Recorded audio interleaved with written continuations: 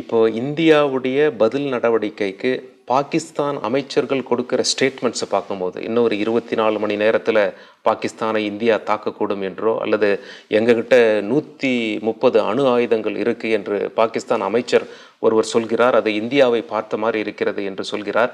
இதெல்லாம் அவங்களுடைய பயத்தின் வெளிப்பாடாக பார்க்கலாமா? பயத்தின் வெளிப்பாடு குற்ற உணர்வினுடைய வெளிப்பாடு. அவர்கள் இந்த பயங்கரவாதிகளை கட்டுப்படுத்த முடியும். ஒரு காலத்தில் ஒரு அளவுக்கு 2-3 ஆண்டுகளுக்கு பயங்கரவாதிகளை கட்டுப்படுத்தினார்கள். அந்த கட்டுப்பாடு 2014க்கு பிறகு தளர்த்தப்பட்டதோ என்றுதான் அரசு கொடுக்கக்கூடிய புள்ளி விவரங்கள்லேருந்து தெரியுது.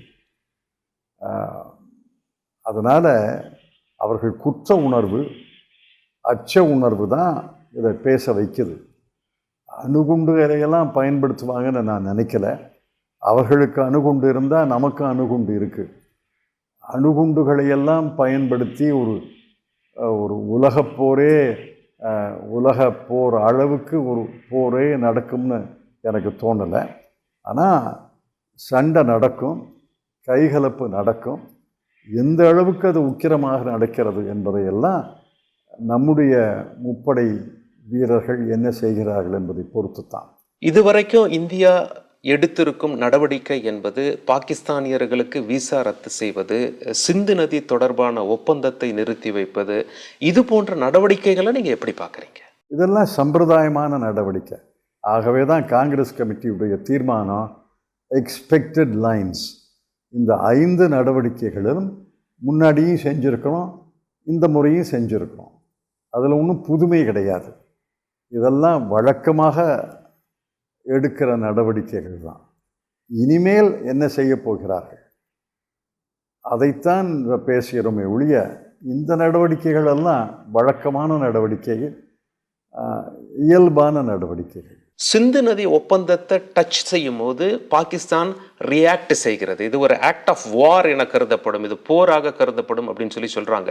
அவர்களை கோபப்படுத்திய ஒரு முடிவை இந்தியா எடுத்திருக்கிறது. இது இந்தியாவுடைய மாஸ்டர் ஸ்ட்ரோக் என்று அழைக்கலாமா? இல்லை, முன்னாடியுமே சிந்து நதி ஒப்பந்தத்தை நிறுத்தி வச்சிருக்கிறோம். தண்ணி அந்த பாகிஸ்தானை பார்த்து ஓடுவதை நிறுத்தி வச்சிருக்கிறோம்.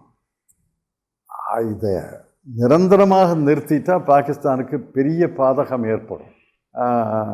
4 தீவிரவாதிகள் உள்ள நுழைந்து சுற்றுலா பயணிகளை சுடுவதென்பது அரிய செயல். சாதாரணமாக சுற்றுலா பயணிகளை சுட மாட்டாங்க. காவல்துறையைத்தான், இப்போ உதாரணத்துக்கு ஊரி, புல்வாமா எல்லாம் பாதுகாப்பு வீரர்களைத்தான் கொண்டார்களே ஒழிய சுற்றுலா பயணிகளை கொல்வது கிடையாது. காரணம், சுற்றுலா மூலமாகத்தான் காஷ்மீருக்கே வருமானம் கிடைக்குது. ஆனால் இது அபூர்வமான செயல், அரிய செயல். நீங்கள் ரொம்ப முக்கியமான பாயிண்ட் ஒன்று சொன்னீங்க சார். அதாவது தீவிரவாதிகள் செக்யூரிட்டி ஃபோர்ஸஸை வழக்கமாக டார்கெட் பண்ணுவாங்க, பட் அபூர்வமாக அப்பாவி பொதுமக்களை, சுற்றுலா பயணிகளை டார்கெட் பண்ணியிருக்காங்க. இதன் மூலமாக எம்மாதிரியான அச்சத்தை விதைக்க நினைக்கிறார்கள், இல்லை என்னதான் சொல்ல வராங்க சார்? நாம் எப்படி புரிஞ்சுக்கலாம்? இல்லை, அது சுற்றுலா பயணிகளை பார்த்து கண்மூடித்தனமாக சுடலை.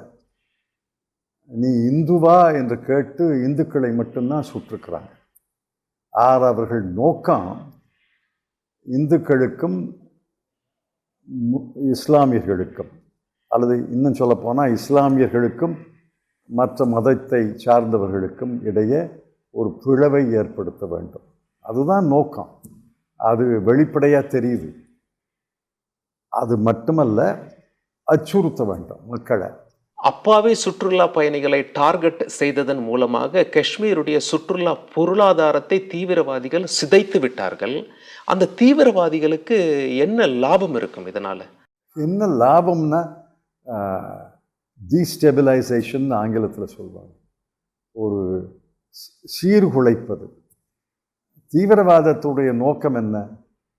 இன்னைக்கு இருக்கிற நிலைமையை சீர்குலைப்பது தான் அவர்கள் நோக்கம். அவர்களுக்கு பெரிய நோக்கமெல்லாம் இருப்பதாக நான் நினைக்கல. சீர்குலைப்பது. அது கூலிப்படை தானே அது. அதுக்கு பணம் கொடுக்குறாங்க யாரோ, சீர்குலைக்கிறாங்க. தீவிரவாதிகள் கூலிப்படையாக செயல்படுகிறார்கள் அப்படின்னு சொல்லி அழுத்தம் திருத்தமாக சொன்னீங்க. இந்த கூலிப்படையை ஏவி விடுபவர்கள் யார்? பாகிஸ்தானில் இருக்காங்க என்று புரிஞ்சுக்கலாமா? பாகிஸ்தானில் தான் இருக்கிறாங்கன்னு அரசு சொல்லுது. வேற எங்கே இருக்க முடியும்? உள்ளூர் தீவிரவாதிகளும் இருக்கிறாங்க, நான் இல்லைன்னு சொல்லலை. ஆனால் உள்ளூர் தீவிரவாதிகளுடைய எண்ணிக்கை மிக குறைந்து விட்டது. இருக்கிறாங்க, இல்லைன்னு சொல்ல முடியாது. ஆனால் வெளியூர் தீவிரவாதிகள், அந்நிய தீவிரவாதிகள் தான் வந்து உள்ளூர் தீவிரவாதிகளுடைய துணையோடு இதை போன்ற தாக்குதலை நடத்தி இருக்கிறார்கள் என்று நான் நினைக்கிறேன். இந்தியாவில் ஊடுருவி இருக்கக்கூடிய 100% தீவிரவாதிகளை அடியோடு வேரோடு அழிப்பது சாத்தியமா? தீவிரவாதத்தை அடியோடு வேரோடெல்லாம் அழிக்க முடியும்னு நான் சொல்லலை. ஆனால் தீவிரவாதியத்தை பெரும்பகுதி கட்டுப்படுத்த முடியும். நம்ம விழிப்போடு இருந்து நம்முடைய செய்திகளை சேகரிக்கும் முறை செம்மையாக இருந்து, செய்திகளை தருபவர்கள் நம்மோடு இணக்கமாக இருந்து செய்திகளை தந்தால் பெரும்பகுதி தீவிரவாதத்தை ஒடுக்க முடியும். நீங்கள் சமீபத்தில் ஒரு பேட்டியில் சொல்லும் போது சொல்லியிருந்தீங்க, அதாவது ஒரு நாடு இன்னொரு நாட்டு மேலே போர் தொடுப்பதற்கு முன்பாக தைரியம் மட்டும் போதாது, அதற்கான ஸ்ட்ராட்டஜி தேவைப்படுகிறது என்று சொல்லியிருந்தீர்கள். ஏன் அப்படி சொன்னீர்கள்? இந்தியாவுடைய ஸ்ட்ராட்டஜியை நீங்கள் எப்படி பார்க்குறீங்க?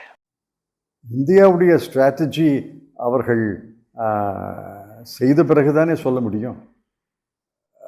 நல்ல வியூகத்தை வகுப்பார்கள் என்று நான் நம்புகிறேன். முப்படைகளின் மீது எனக்கு நம்பிக்கை இருக்கிறது. முப்படைகளின் தலைவர்கள் மீது எனக்கு நம்பிக்கை இருக்கிறது. நல்ல வியூகம் வகுத்து நல்ல முறையில் செயல்படுத்துவார்கள் என்று நான் நம்புகிறேன்.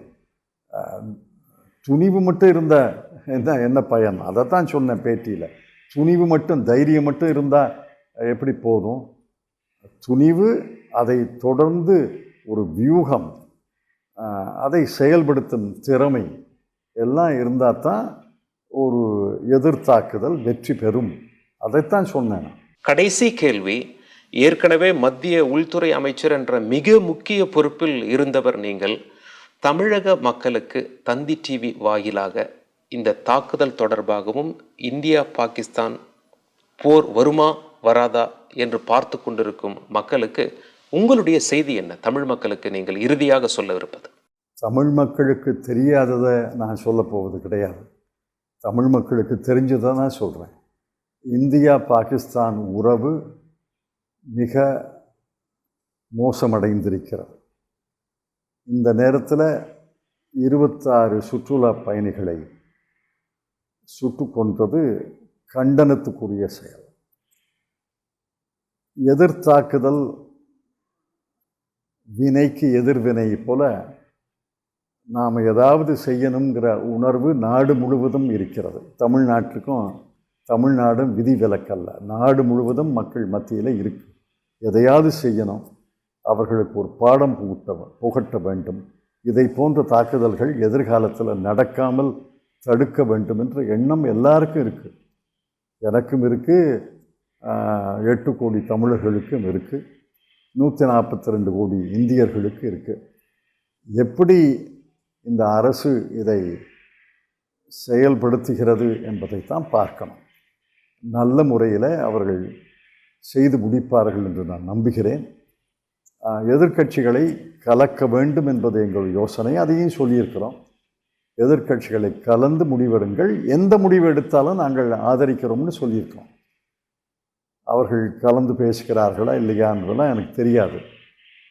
ஆனால் முன்னாள் இராணுவ தளபதிகள், முன்னாள் உளவுத்துறை அதிகாரிகள், அவர்களையெல்லாம் கலந்து தான் வியூகம் வகுப்பார்கள் என்று நம்புகிறேன். அவர்கள் அந்த செயலில் ஈடுபட்ட பிறகுதான் அதை வெற்றிகரமாக செய்திருக்கிறார்களா என்று சொல்ல முடியும். வெற்றி கிடைக்க வேண்டும் என்று நான் வாழ்த்துகிறேன்.